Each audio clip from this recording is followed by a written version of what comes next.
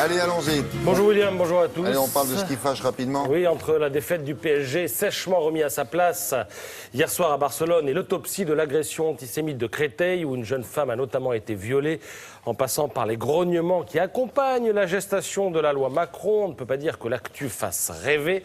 Cela dit, on arrive à en sourire, en témoigne ce dessin de 2 lignes dans la croix. Repassé dimanche, on sera ouvert, dit l'un. Je ne peux pas, le dimanche, je travaille, répond l'autre. Alors, l'actu ressemble peut-être à un océan de tristesse, mais un océan d'où émergent quand même quelques îlots de bonheur. Monaco matin, parents, des jumeaux, le choix du roi, Gabriella et Jacques, les 2 premiers enfants de Charlène, et les 3 et 4e pour Albert, dont le Parisien rappelle qu'il a déjà 2 enfants hors mariage, mais 2 enfants que l'État monégasque considère comme non dynastes, c'est-à-dire qu'ils ne pourront pas prétendre à la succession sur le trône. Il s'agit de Yasmine, 22 ans, et Alexandre, qui a 11 ans.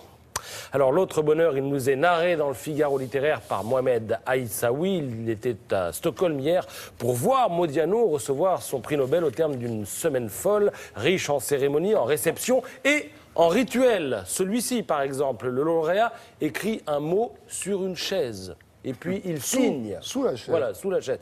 Et Modiano a écrit « Heureux d'être dans ma ville préférée, Stockholm, et dans la maison Nobel ». La tradition veut aussi que le lauréat offre un présent au musée Nobel. Alors Modiano a choisi une photo de Willy Ronis, célèbre photographe. On y voit sur cette photo un enfant qui tient un chat et le regarde fixement. Et encore une précision que vous ne saviez peut-être pas, c'est que Patrick Modiano est très grand. Oui, il est immense, ah oui, ça, il est On le immense. voit. Alors, tous les détails de la semaine de Modiano sont dans le Figaro, où on apprend aussi qu'il était en classe, devinez avec qui, Modiano? Avec Michel Sardou. Ouais. Oui, Sardou en parle ce matin dans le Figaro, et il dit Modiano, on était à l'école ensemble, je me souviens que l'on avait sport l'après-midi et qu'il était nul à la corde à nœuds. Bah oui, il écrivait. C'est meilleur en littérature. On ne peut pas tout faire.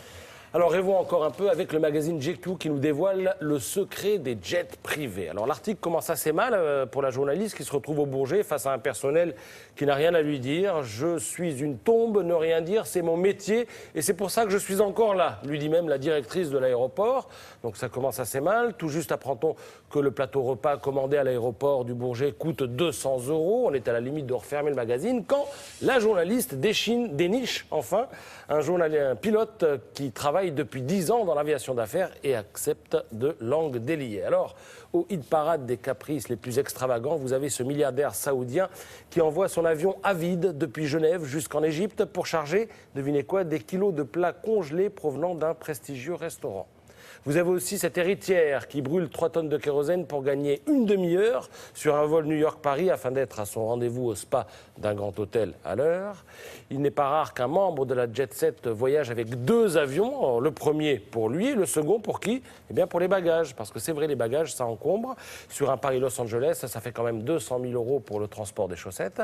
Et puis le pilote en question, il s'appelle Enzo, dans l'article, raconte qu'il a travaillé pour un magnat du pétrole dont la femme utilisait l'avion comme un taxi. Alors lui, bien sûr, n'était qu'un larbin, la femme ne lui parlait jamais, elle s'adressait à la gouvernante qui répercutait le message. L'avantage, c'est qu'il avait droit, lui, de son côté, à 4 000 € de pourboire par mois, je dis bien de pourboire, et toujours en coupure neuve, car, dit-il, cette femme ne touchait jamais de billets déjà utilisés.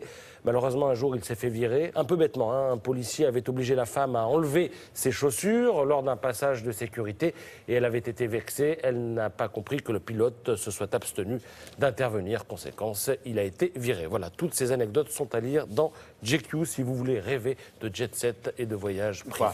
C'est comme vous voulez.